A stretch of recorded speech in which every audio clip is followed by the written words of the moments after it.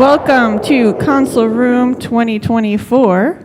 It is Saturday and we are ready for a panel interview with John Davy. Please welcome our host of this panel, Dave Wheeler.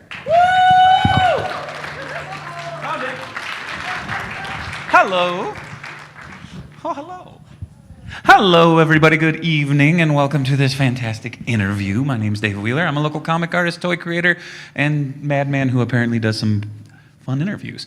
I hope you all are having a fun time at Console Room. And yeah, without further ado, I don't want to take up much more time, so I want to introduce you to the man of a thousand faces. It's Mr. John Davy. Thank you, thank you. I'm a man of a thousand faces, but why did I choose this one, eh? You're a good-looking man. Come on now. Yeah, I was just looking for the compliment there. You're beautiful. Oh, thank you very much. Welcome, welcome, welcome. So, John, you have done everything after doing a little research. You have been everyone. You have done everything. And we're here to talk through that. Yes. You've prepared a bit of a presentation, and we'll get going on that in just a minute. But real quick, I just wanted to welcome you here. You've obviously gotten to meet some of these fine folks. I have. And you can applaud. You just applaud. Yeah, it's a good time. But yeah, real quick, just one quick question for you. You ready to go? Oh, yeah. All right, yeah, then let's get going. It's pretty easy, yeah? Totally ready to go. Yeah, there we go. Seriously, he's really prepared. So, I do recognize a few people who were here yesterday. I've made another presentation just with a whole bunch of still images, but for anyone who doesn't know, I have been working on the show since 2005, Series 2, where I was very lucky to be one of the Cybermen, which was amazing. We did the 4 Cybermen episodes. Little did I know that 18 years later and 50 episodes in, they'll still be squeezing me into a Cyberman costume in Power of the Doctor.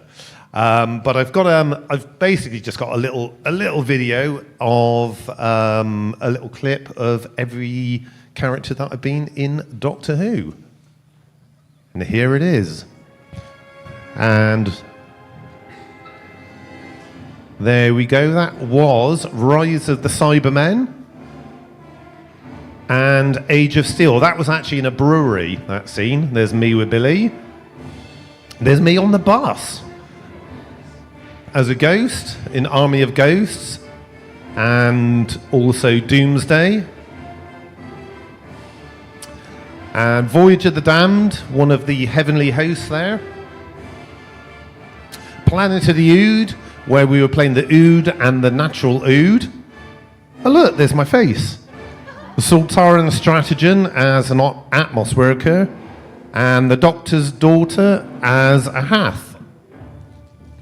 And this was the next Doctor episode with Miss Hartigan there as, again, one of the Cybermen. Cyber Disco Party. It's a hell of a dance. And the End of Time, where there's lots of monsters. That's me as a Hath. And also the Ood in Wookiee Hole Caves near Cheddar. One of the Winders from The Beast Below. And the Orange Dalek Scientist from the very popular Paradigm Daleks. And the Headless Cyberman and Armless. Look at that. And also a Dalek from the Pandorica. A Good Man Goes to War, the Cyber Leader. And this was a DVD extra showing you how River Song actually got into the astronaut costume. And Daleks, many Daleks from Asylum of the Daleks. And the Vigil from the Rings of Akaton. The Whispermen, look at that, British teeth. Ah, Very accurate. The Time War sequence from the Day of the Doctor. playing one of the Daleks. And Deep Breath, there's me in the top hat in the background there, as one of the clockwork droids. And Death in Heaven, where I'm a unit soldier. And then dragging Missy off, because she's been very naughty. And then we end up on the aeroplane, guarding Missy. Unfortunately, we didn't do a very good job because she escapes. The penalty being vaporized. Last Christmas, playing one of the Dream Crab sleepers.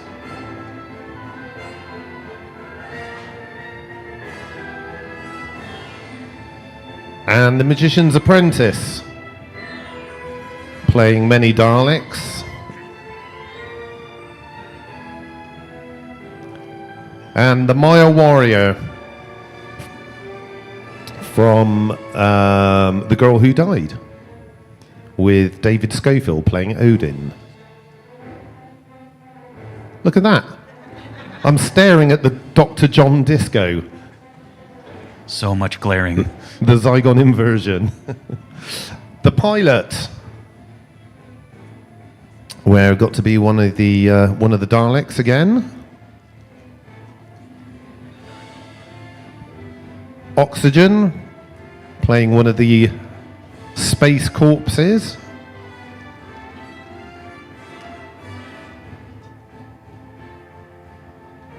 And Lie of the Land, I was a unit soldier, a UN soldier, and also the Memory Police, knocking down your door and arresting you for having contraband books and CDs.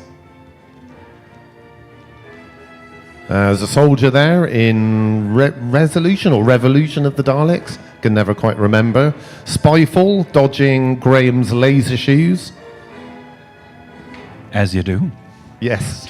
Ascension of the Cybermen, back again in the new Cyberman design, and also the Cyber Time Lords. And Bonnie and Clyde, I was the Sycorax. The Dalek in my hometown of Bristol on the Clifton Suspension Bridge. And Flux, where they got us in the Cybermen again. Eva the Daleks, playing a Dalek. And a few extra little bits and pieces. So, the Doctor Who Proms 2013, playing a Whisper Man. That was me as an Ood on daytime television. Doctor Who Live in 2010, a big arena tour, where I also played the Jadoon. That was in Brisbane, Australia. And this was the Big Fat Quiz of the Year, where I actually get to exterminate Jimmy Carr. There you go. Well done.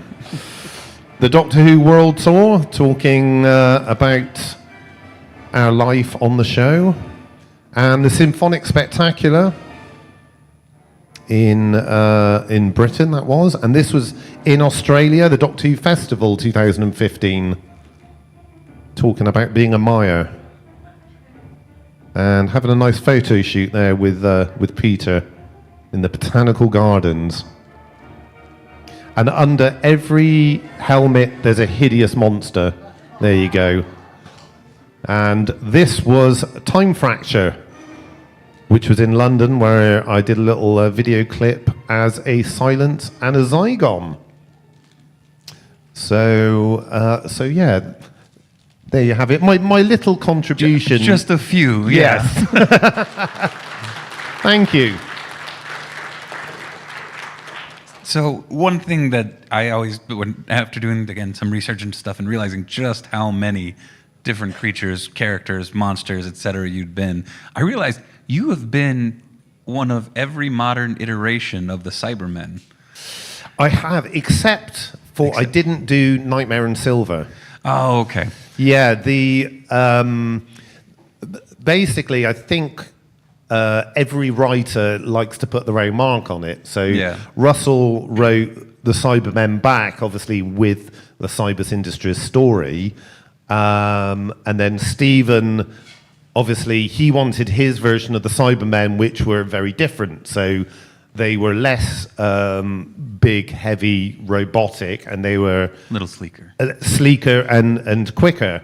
Unfortunately, I couldn't fit into the costume because you kind of had to have a 38-inch chest. So, yeah, so I didn't do those ones. But apart from those, pretty much every instance of the Cybermen. That's incredible. But I've got some pictures that I can just kind of go through, and I know a picture can spell 1,000 words, so that will save my voice a little bit. There you go. So this was a photograph taken on the set of The Next Doctor, which was the graveyard scene, which we filmed in Newport in Wales. And it's very rare to get snow in Britain, so they had to spray the entire graveyard with artificial snow from a company called Snow Business, because there's no business like it. And it was a guy that basically came up with this idea that you spray high-pressure water and ground up paper granules, and it mixes, and it instantly turns into this stuff that looks like snow.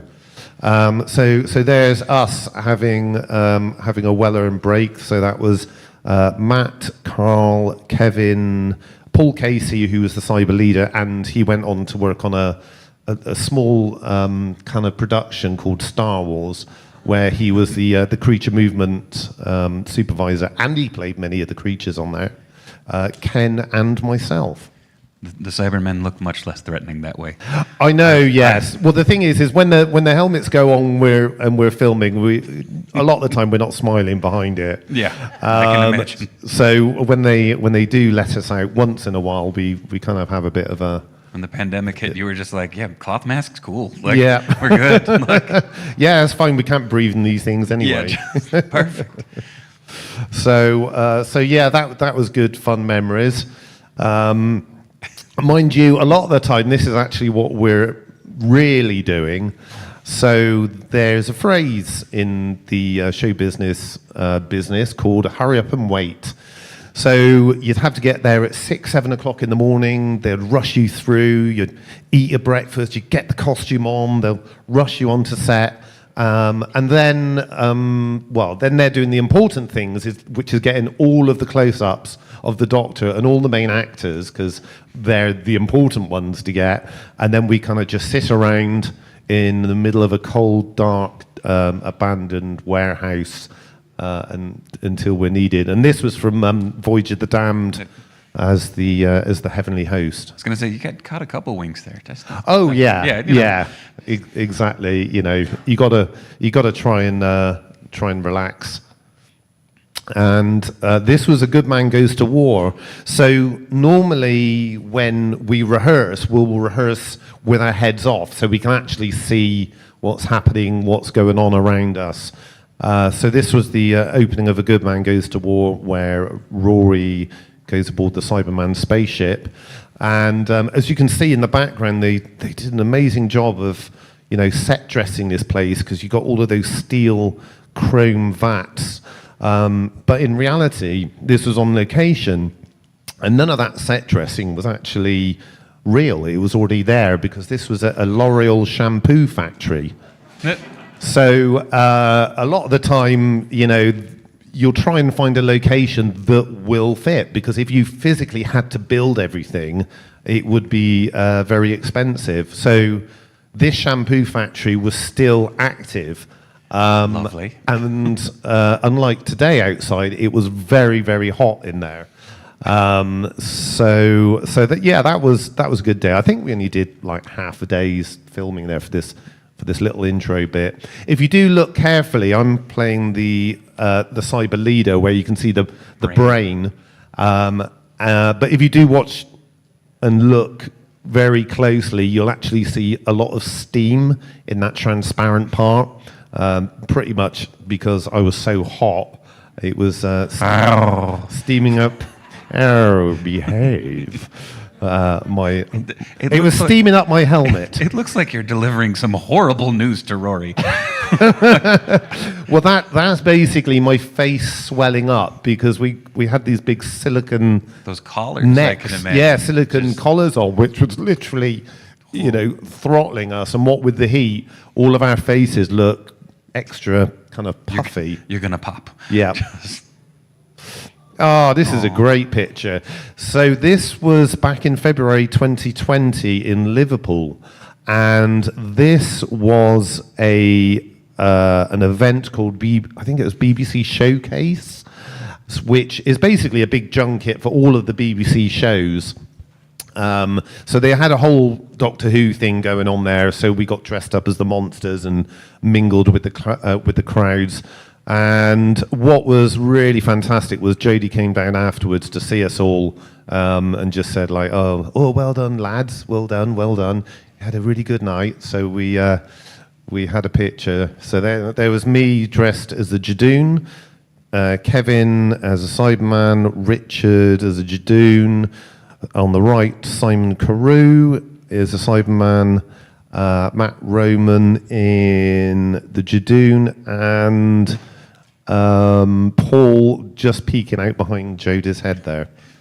Looks like the Jadoon suits breathe a little bit more. You kind of have the whole bathtub around your neck. It is, but once you put the helmet on, it's a little bit disconcerting because your face is covered, but you've got loads of space at the same time. So it's a bit.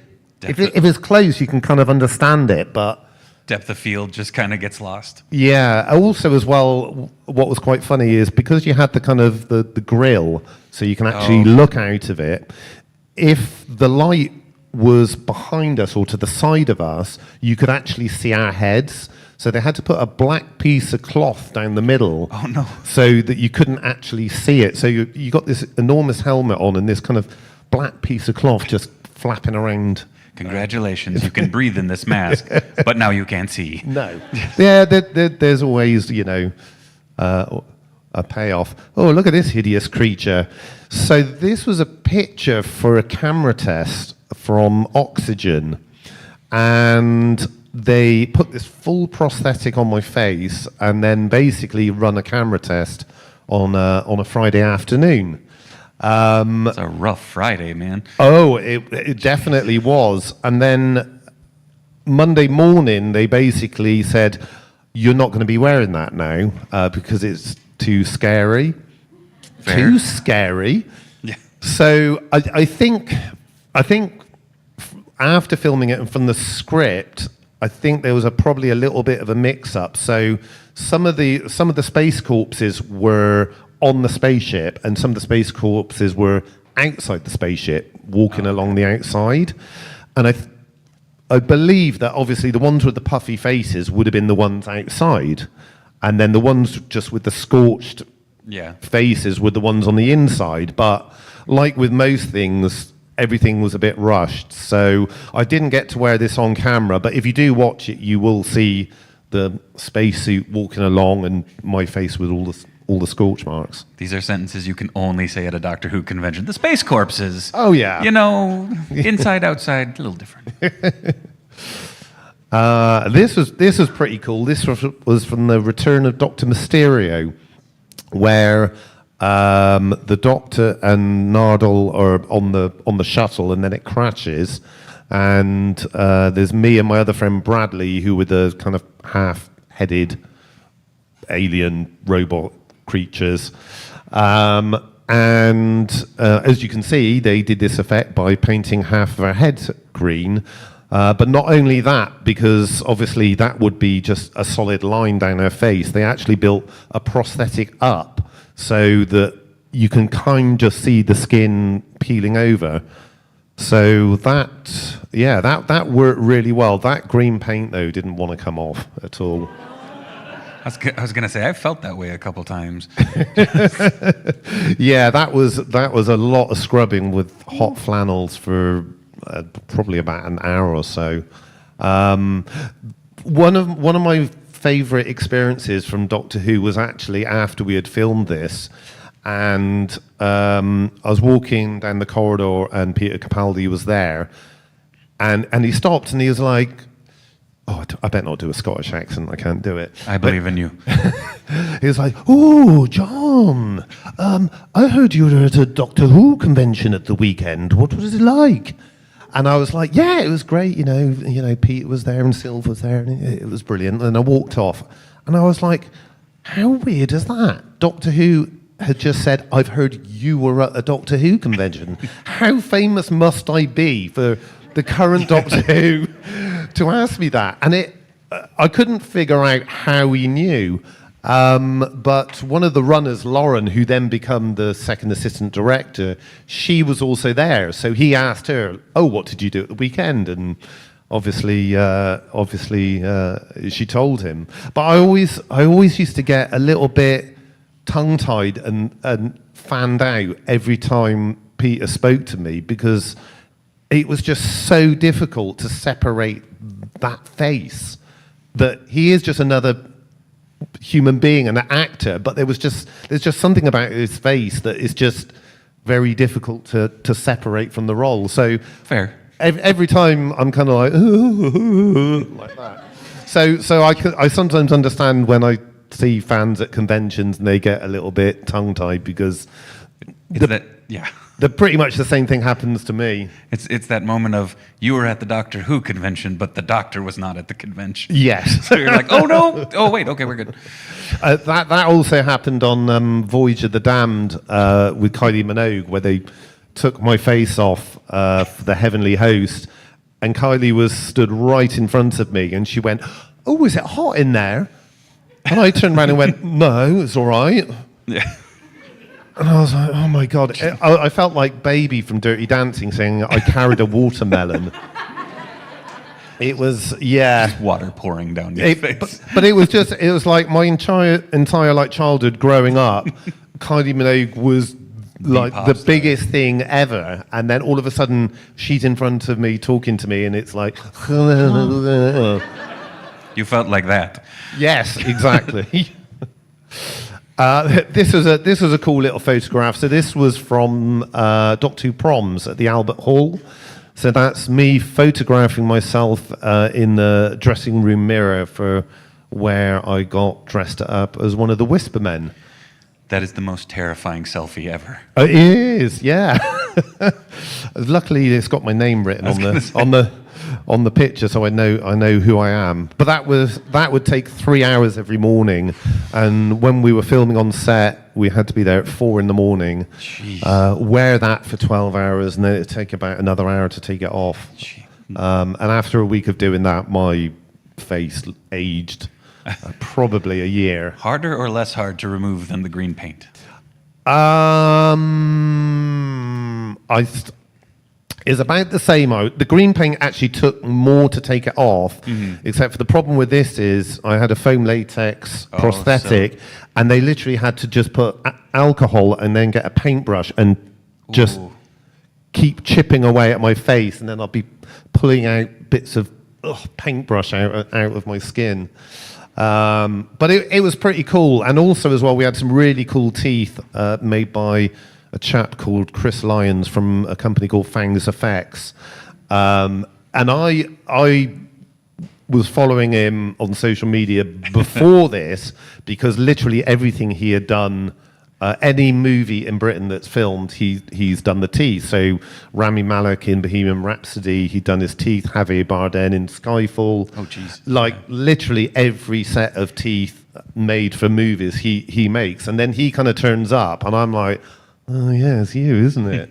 And it's just some like big, normal, all right, how's it going? Like, kind of guy who's your teeth. But I've actually got these teeth, and that's unfortunately the only thing that I've got from Doctor Who. Oh no.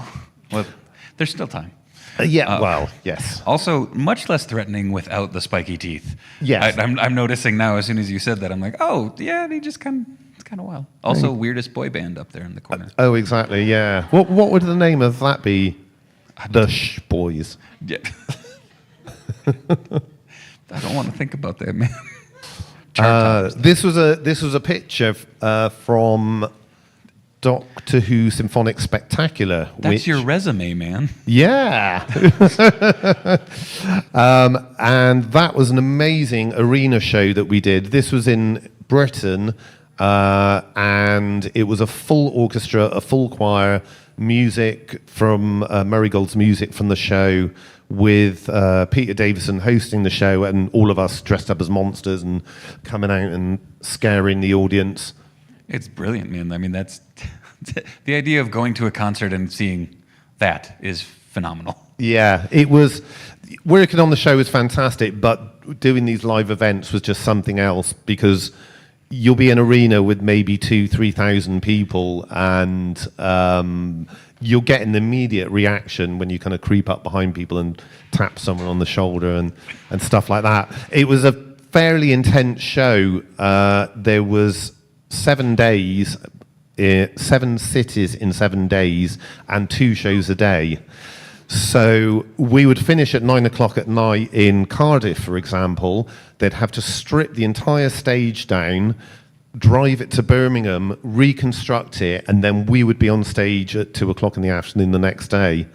So it was very intense. Repeat and repeat. Yeah.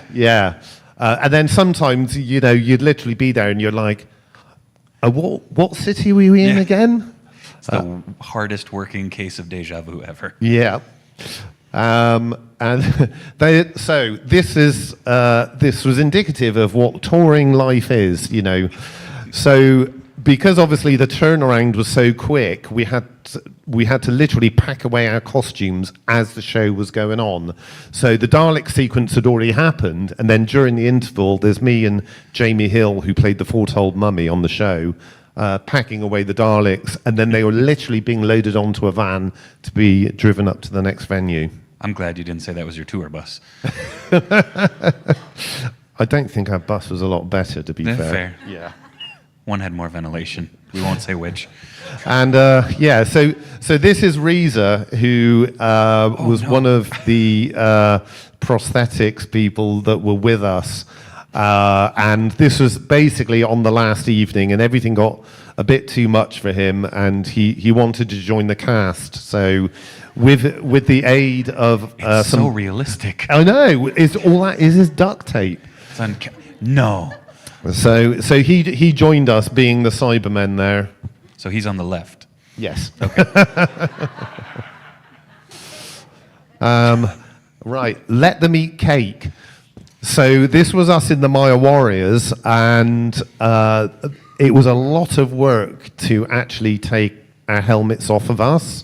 So a lot of the time we would literally just be sat around waiting. And then, as a tradition in Britain, around about 3:30 in the afternoon, they'll bring around little triangular sandwiches and some cake. And we're here in our Maya costumes, like, oh, great, thank you.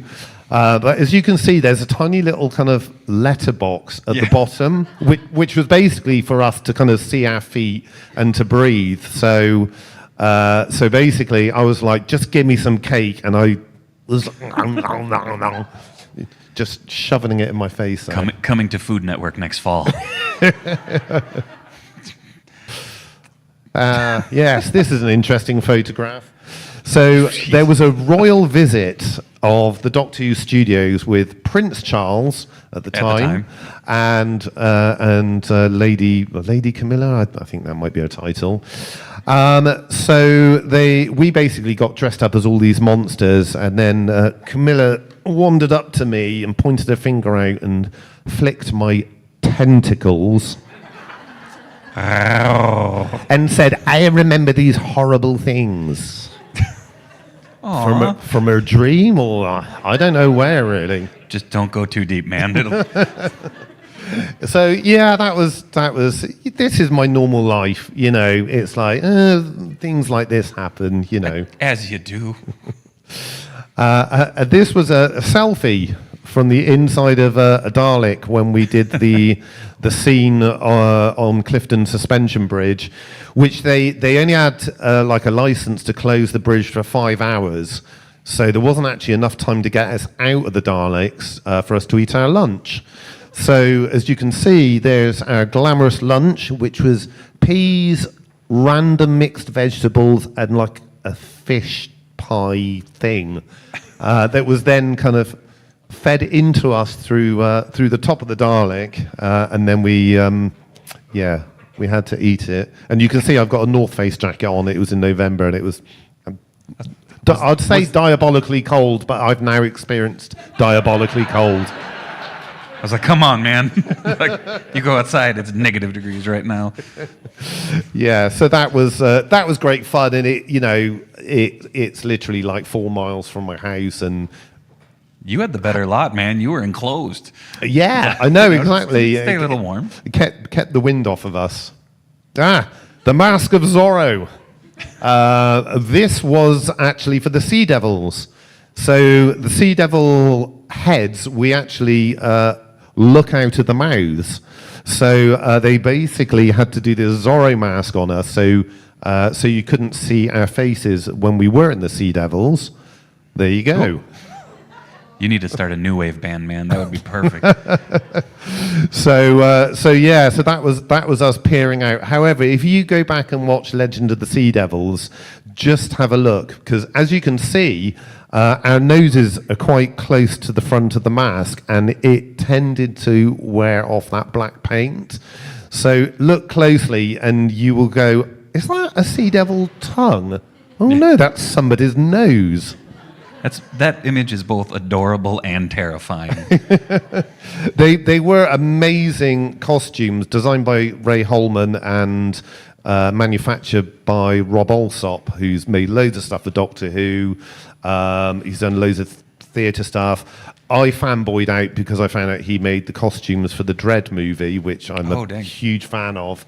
Very talented person. However, we couldn't actually take these heads off easily because they decided to design some elasticated thing that went under our armpits, and then all of our clothes went on top. So they'd have to take all of our clothes off to take the head off. So we kind of sat around sweating quite a lot. And then eventually, at the end of the day, when we took our heads off... Oh, jeez. We are in Wales, and there's lots of coal miners there. Now you're in Predator. Yeah, and that was it. Well, it was a bit unsure. I think around the eyes they used waterproof mascara, and then they just used black makeup for the rest of it. Oh. So we managed to get most of it off, and then we're like, why isn't this stuff? And I don't know what gets off waterproof mascara. I'm not an expert, but apparently, not water. Baby lotion does. Oh, there you go. So baby lotion and a flannel, and give your face a good scrub. So now I've learned something. Before, after. Yes. And this was the Daleks from the Power of the Daleks. Power of the Doctor, sorry. So this was the scene where the Daleks were under the volcano. And this was a very, very last minute change of location, because originally in the script they were in a oil rig, but apparently they lost the location, whatever that means, and then had to rewrite it that they were in a volcano. As you do. So they basically filmed this in the National Show Caves of Wales. If anyone's ever in Wales and you want to see where this location is, which are some beautiful caves, and there's stalagmites and stalactites and like a natural river running through it. However, there was a concrete floor that went all the way through, which was very uneven, and every time you moved the Dalek, the fiberglass front would get caught and then make this horrible noise that would just keep on echoing through these caves forever. But it was a really cool set, and it worked brilliantly in the TV program.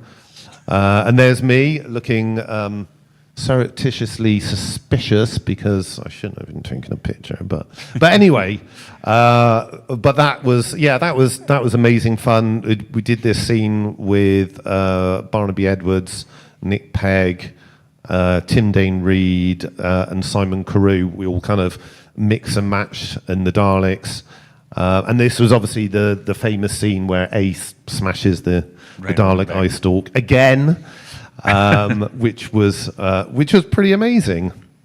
Oh, look at that handsome chap. Classy. So again, from Power of the Doctor, where I was the cyber master leader or cyber time lord master leader or something like that. Some it is very mix of those convoluted, the title. And again, these costumes designed by Ray Holman and designed by Rob Alsop were amazing. That whole headpiece was literally laser cut. It was literally the most kind of beautiful thing that I ever seen, except for you had to watch it when you went through doorways because you'd get a dong if it caught incorrectly. So this was a really, really fun scene from Power of the Doctor. It was literally a last minute thing where Jamie Magnuson Stone changed kind of how this was going to be shot, because originally all the Cybermen turn up next to the TARDIS when the Doctor and Yaz are trying to get into the TARDIS, and then we do this ridiculously long monologue and then start shooting at them. So everyone's saying like, well, hang on a minute, if we wanted to shoot at the Doctor, wouldn't we have just done that in the first place instead of monologuing and then shooting them? So Jamie decided, he kind of looked and he was like, oh, that massive 30-foot pile of gravel looks really cool. Do you want to stand on top of there and deliver this speech? And I was like, yeah, I'm up for it. And obviously, you know, it looked brilliant. And then basically I summon in all of the Cybermen and then we start shooting. So that kind of made more sense to the story. But Jamie was brilliant that he didn't really give us any direction. We basically came up with what we wanted. If he was happy with it, great. If he wanted to tweak it, great. So I basically wanted to sneak in something that I've been wanting to do on Doctor Who for years, which was the David Banks excellent fist clench. So I finally managed to do it in this scene, which was pretty good fun. Angry Cyberman shakes fist at cloud. Why I order. So that was amazing. Another quarry in Wales. Luckily, it was actually quite a nice day, and the weather was reasonable. That's the word that I would call it. Hey, More shaking of and there you go. And then Lauren very kindly took a photograph of me posing. And actually, you can see my camper van in that shot. Literally, where the TARDIS is, there's a silver camper van, which is my pride and joy camper van, where I go around the country and go on adventures. The forced perspective also makes this look like the coolest Ultraman movie ever. Oh yes. And there's a shot from the reverse with the camera kind of looking down. It was a little bit precarious because it was this little kind of mound that they hurriedly kind of flattened off, and then I had to hold someone's hand and kind of walk up there and not move. But it looked great, and it would have looked way better than kind of what originally was planned in the script. The holding hands walking up the hill is what I want to see, though. So this is possibly one of my finest moments on Doctor Who. This was when Janet was trying to pull all the wires out of the server room to destroy the Cybermen, and I had the pleasure of punching through the wall. And a typical thing, last shot of the day, everyone's like, hurry, hurry, hurry, right, we've got to get this shot done, And it was like, right, okay, so what you do, come around the back of this set, right, you see that little panel, when we say action, punch through it, and then Janet will be on the other side and just grab her. And I was like, Sure did. And then I came back around the front, and I'm like, I can't see where my fist is going to be punching through the wall. And then I was like, does Janet know where she's standing? Because Janet wasn't on set, and everyone's like, and I was getting a little bit worried, and I was like, right, I basically said, find a piece of wire, go around the back, and just poke this piece of wire in so I can actually see where I'm going to be punching through the wall, because the last thing I want to do is punch someone in the back of the head, let alone Janet. I'll never hear the last of it. Last shot of the day forever. Exactly, yeah. And they also did say, oh, we've got a replacement wall if it doesn't go right on the first take, but it will take a long time to change that wall. No And pressure. I'm like, oh, I understand what you're saying to me. Get it right the first time. So so this was a little sneaky thing filmed. This is actually the reverse. I think there's volume on this as well, possibly. Maybe? Or maybe not. That's fine, if not. So I thought the director was saying no, no, no. Ready? And action! Fighting, pulling, reaching, and switch channel. Begin. So so the reverse shot of it looks a lot less dramatic than the what was actually on camera. Why did you have to have the helmet on for this? Never You know mind. That should be the title of my book. Fair. It was just in case we see you. Why do you got the cyber pants on then? It's easy. It's just in case, but it's like that. I was so hot. It was, but anyway, it was the last shot of the day, and it was like, right, I've done it, and I'll tell you what. Let's go back and watch that again, if I can. There we go. Okay, all forward now. Cyberman. You can see I've actually put my spikes through the Yep. wall already. Just. Okay, ready? And action! Fighting, pulling, reaching, and switch channel. Begin. And obviously you can see I cannot see a thing. So Because you have the helmet on. They're like, Janet's on the left. All you got to do is punch through the wall and grab Janet. And I'm like, so. But luckily, luckily it worked. That's the name of the second book. Yes. Why the helmet? Luckily, it worked. So, as you could probably hear, it can be a tough time on set, but any excuse we have to have a good time, then we try and have fun.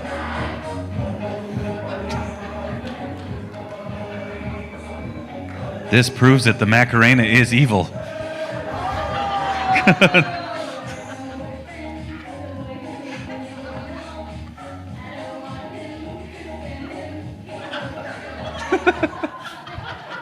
Wait, how much did you speed that up? That dude went flying. He was running past camera fast. So that was actually my first Macarena. I'd never done one before. So Mazel tov. So Richard Price, my friend there, he taught me the Macarena with a Cyberman costume on, and I learnt it. So that's the level of my skills and abilities that I can do things like this. And that's the third book. So yeah, there's a little sneaky peek into my life. Oh, so it looks like we do have an online question. Coming from online, back there. So online. we'll dive into some Q&A here. I thought you were bidding on the auction. There's an auction for a dance. Ooh. $1, Bob. Dance with John Davy at the ball tonight. In a full Cyberman. Doing the right. Macarena. Aye. Our online question is from Thomas. Which monster costume was the most uncomfortable to wear? Well, there's different varying levels of how you classify uncomfortable. So the original Cyberman costume that we've got here, that was made of fiberglass with a aluminium powder coating. When they molded the fiberglass, it probably weighed about 60 pounds. And then there was the rubber suit that we had on underneath. So, yeah, I'd say it was pretty tough, but like anything in life, do the most difficult thing first, then everything else after that is easy. So that was probably the toughest. The Whisper Man was a bit challenging as well because we spent 12 hours practically seeing nothing and also not being able to close our mouths because it was a stocking pulled over our heads that were glued to our lips. So Cyberman, but visually and having to go, just have your mouth open all day, probably the Whisper Man. All right. Any other questions? I was going to say, Burning if any of questions? you have questions, come on up. We have a microphone set up right there, so get in line. I'll shoot it over to you, and we'll go from there. Hello. Hello. Hello. From the Sylvester McCoy's panel, we learned that occasionally it can be very life-threatening on set. Please tell me that in New Who, it's less dangerous. I'd probably say it is. Remember, this is being recorded. Yeah, I think the safety protocols are very, very strict on a film set nowadays, and they do have a stunt coordinator there if there's even anything minor, like somebody just falling on the floor. So that's is all pretty good. But then again, sometimes we get a little bit annoyed when they'll get a stuntman in to do something, and we're like, come on, we could have done that. Like in Series 2, where the Cybermen kind of punch through the windows in the president's house. That was just literally sugar glass. So we were all a little bit put out, going like, Dad, damn it, we could have done that. Sugar glass you can't do, but a wall you can?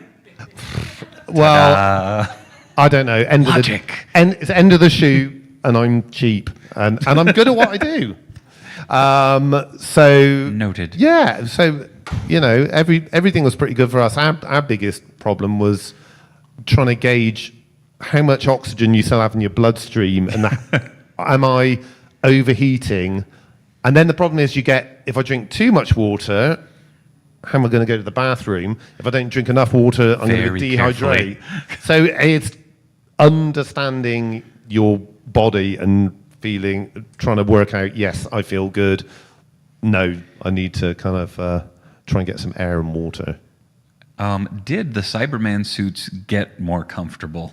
Because since you went through so many different iterations. They did, yeah. So these suits here were made of fiberglass because back in 2004, 2005, this was the materials they used. Then the Nightmare in Silver Cybermen were made of a flexible plastic rubber called PT Flex. And then the latest Cybermen were, I'm going to probably get this wrong, it was like a spray urethane plastic in a mold, which was kind of fairly flexible. An interesting point as well was the Maya Warriors. Those were huge, and Kate from Millennium Effects was like, oh God, how are we going to make these things? And then she was like, well, cosplayers use EVA foam to make all of their costumes. Why don't we just make it out of EVA foam like the cosplayers do? So that was That's the flip of usual. Yeah, so that was a cool story through the necessity of trying to make costumes and figuring out readily available materials that are cheap and easy to create for cosplayers. Then obviously the people in the industry were like, yeah, that works. Cosplayers do it best. Yeah. All right. Any more questions? There we go. I have kind of an odd logistical question between just dressing as a soldier, putting on latex, or sitting in a can. Are there different levels of pay scale for that? Do you get danger money? Not really, no. The then, what would he have been? The then line producer, Steph Morris, was really, really good to us. And basically, to start with, when Doctor Who started, it was just trying to find its feet. And then it was like, what's the classification of what we're doing or the pay scale? But Steph was really good. And he basically said, he goes, right, whenever you're doing monster stuff, you're going to be getting this bonus and that bonus to add to your normal things. So basically, it was a flat rate. He basically said, look, he said, you know, you're going through a lot and you're not getting paid full actors' wages, so have all of this. So I'm very grateful for Steph kind of looking after us for that. Yeah. Also, Danger Money is the coolest MC name ever. Just throwing that out there. You heard of Danger Mouse, Danger Money. Money. All right, any more questions? Come on up to the mic. Come on down. And you. I'll tell you what. Oh, uh-oh. Does this feel like the dating game? Oh. Hello. Hi. I was wondering, between the two types of Daleks, the more typical bronze ones and then the much larger, brighter colored Daleks, what was the difference like between operating those two units? Yeah, good question, actually. So the bronze ones were very snug. They were probably as wide as this chair. There was an advantage to that because, well, I can demonstrate with this chair, actually, because it's pretty much the same thing. The Daleks literally had one wheel at the front, two wheels either side at the back, and that's how you operated it, literally Fred Flintstone. Then you had the arms that literally you'd wiggle, and the head would be on a stick. There were a couple that had animatronic heads for kind of close-up stuff. So you kind of almost needed three hands to kind of do this thing. But turning the Daleks was a bit tricky, because basically Daleks traditionally would come to a corner, the head would go, and then the body will rotate to the head, and the eye stalk stays where it is. So you had to basically move the stick around and then grab hold of the front of the Dalek and then pretty much do the twist. So your hand's here and you're rotating your body and the Dalek like that and keeping it in the same place. So the bronze ones, yeah, they were fine. There wasn't a lot of room in there. Then we did the Paradigm Daleks, which are bigger and better, and they were bigger and better. You could physically kind of get up, you could actually do that, and it was about 15 degrees cooler down here than it was up there in that first scene that we did for Victory of the Daleks. The only thing is they weighed an absolute ton. And the very first scene that you see the Daleks in Victory of the Daleks is the progenitor. Was that the little kind of egg thing that hatched and then the Daleks come through the smoke? That was actually going up a ramp, and for whatever reason, the doorway was designed about an inch wider than the actual base of the Daleks. God damn those Dalek architects. They could have made it a bit bigger. They made them thick. So the very first shot, and again, we didn't have time to rehearse because it's rush, rush, rush.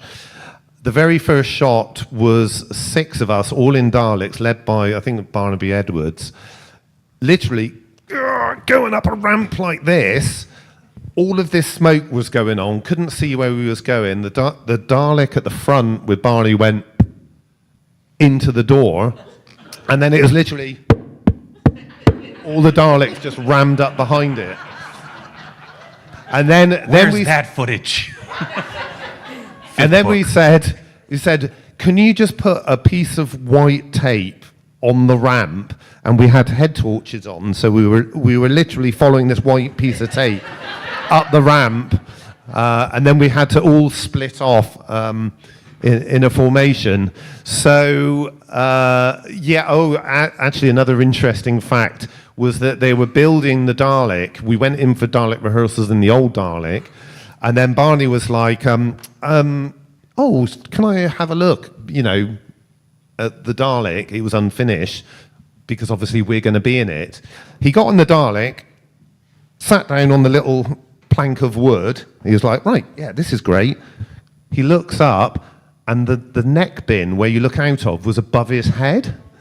And it was like, didn't you not realise there's going to be somebody sat in there? So they had to pull up the seat so we could see out the neck bin, but then you were kind of on your tiptoes. But yeah, that first scene, I think we were in there for like 3.5 hours. The universal "aw" across the audience was very lovely. Poor me for being in Doctor Who. Well, when you say it like that, geez, man. I appreciate the sympathy, but so it was. But the bronze ones just look better anyway. So when they came back, we were like, oh great, we're in the bronze ones again. So mixed feelings about those Paradigm Daleks because they weren't fun to move around. They looked like they were from IKEA. Just saying. All right, I think we got time for one last question. Fezzes are cool, by the way. Thank Right? you. Bow ties are cool too. Oh, When you were a kid, teenager, younger, did you find yourself dressing up and people were like, "What's wrong with you?" But what kind of creativity did you have when you were younger, and then how did you get into this life that you are in now? right. That's an interesting question. I was very much into television and films. That was, I guess, my escapism as such. I loved drawing as a kid as well. That was something I always wanted to do.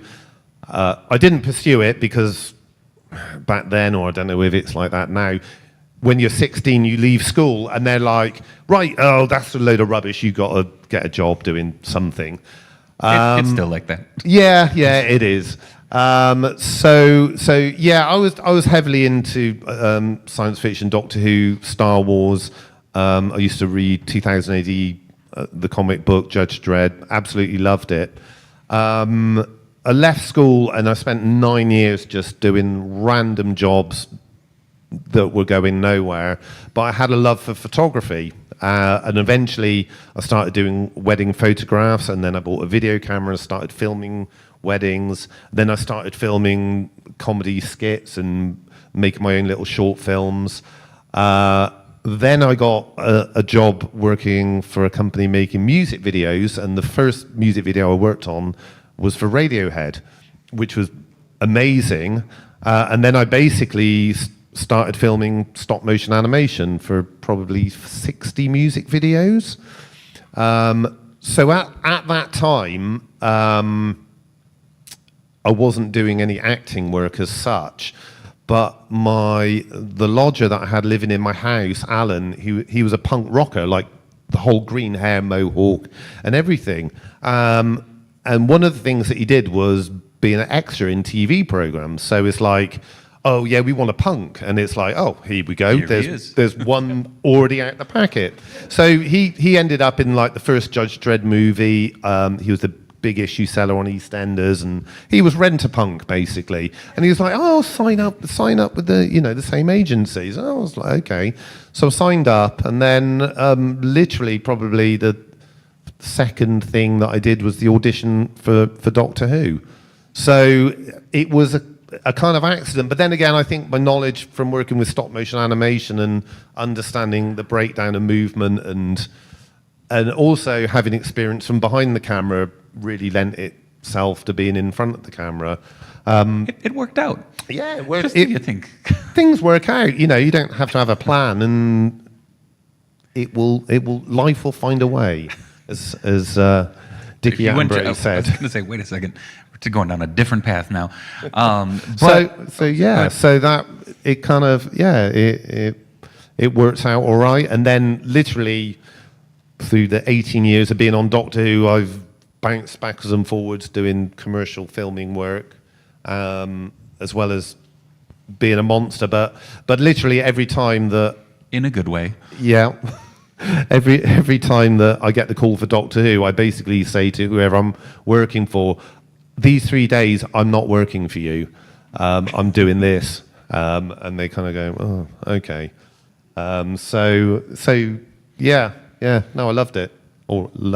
Still love it. I was like, it's not past tense, man.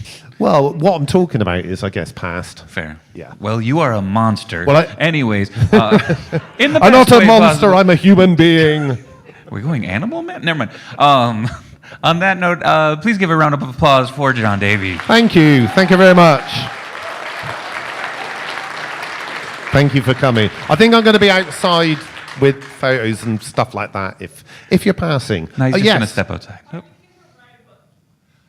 Now, it's interesting you say that. This has been on the back burner for a very long time. I do want to write a book.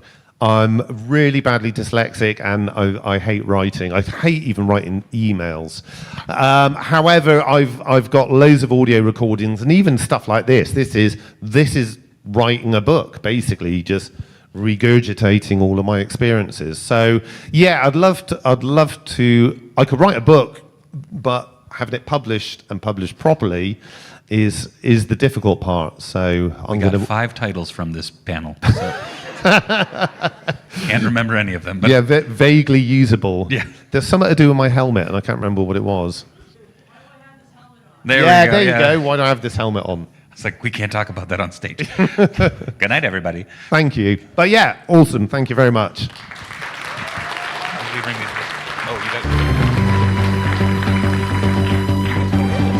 Yes, thank you.